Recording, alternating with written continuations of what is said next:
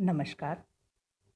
मैं डॉक्टर बबीता काजल फिर से एक बार रीतिकालीन काव्य के इतिहास के बारे में चर्चा करने के लिए। रीतिकालीन काव्य का इतिहास भाग 7 में आज हम करेंगे रीतिबद्ध काव्य की विशेषताएं भाग 2।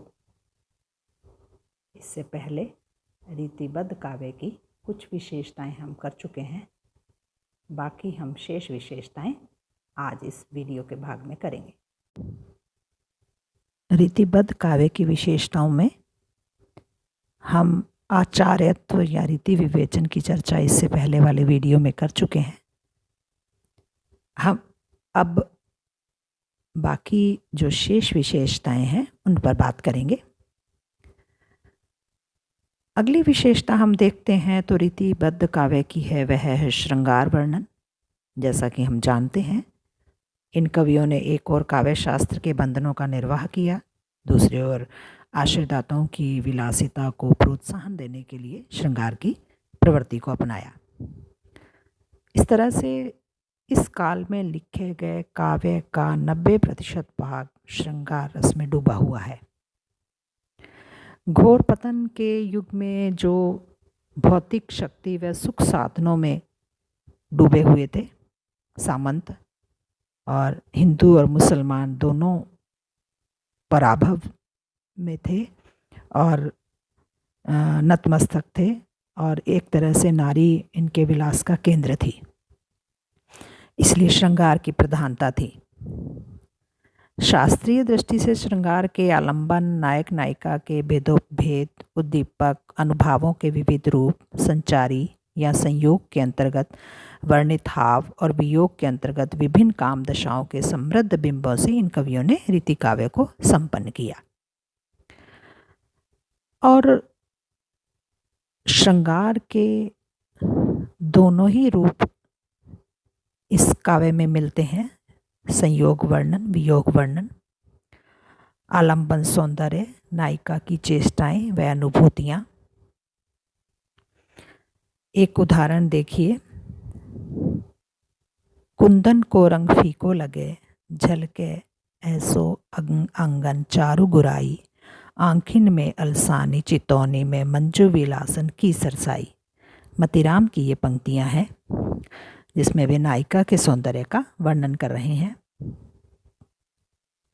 इसी तरह से वियोग वर्णन का उदाहरण है। आंसू ज्यों स्फटिक माल, लाल डोरे सेली पहने, भई है अकेले तजी चेली संग सखियाँ, दीजिए दरस देव कीजिए संजोगनी सु, जोगनी है बैठी है वियोगनी की अखियाँ। विरहणी की आँखों के बारे में वर्णन किया गया है। यद्यपि श्रृंगार, इस तरह के श्रृंगार वर्णन में कई जगह ऊहात्मक वर्णन हो जाता है, लेकिन यही इस काल के काव्य की विशेषता भी है। अब अगली विशेषता है प्रेम की विभिन्न दशाओं का निरूपण। प्रेम के लेकर उत्पत्ति से लेकर चरम परिणति तक सभी अवस्थाओं का इस काल के काव्य में चित्रण हुआ है। ऐसी इन नैननी नीर में अबीर घोरी, बोरी पिचकारी चित्तपोर, चोर पे चलाई आऊं। पद्माकर की पंक्तियां हैं। और इसके साथ ही इस काल का, क्योंकि श्रृंगार वर्णन से जुड़ा हुआ था, प्रेम वर्णन भी ऊहात्मक नजर आता है कई स्थान पर। विशेष रूप से बिहारी जैसे चमत्कारी कवि जो हैं वो भी कहीं कहीं इस प्रकार से ऊहात्मक वर्णन की ओर आगे बढ़े तो कवि कहलाते हैं। रीतिबद्ध कवियों में भी है, लेकिन वह प्राय जो है वो काव्य की सरसता को ठेस नहीं पहुंचाता है। जैसे देव का पद है, सांसन ही में समीर गयो अरुण, सांसन ही सब नीर गयो डरी, तेज गयो गुणलय अपनो और भूमि गई तनु की तनुता करी। तो इस तरह से इन्होंने प्रेम की विभिन्न दशाओं का चित्रण किया है। अब अगली विशेषता है नारी सौंदर्य चित्रण।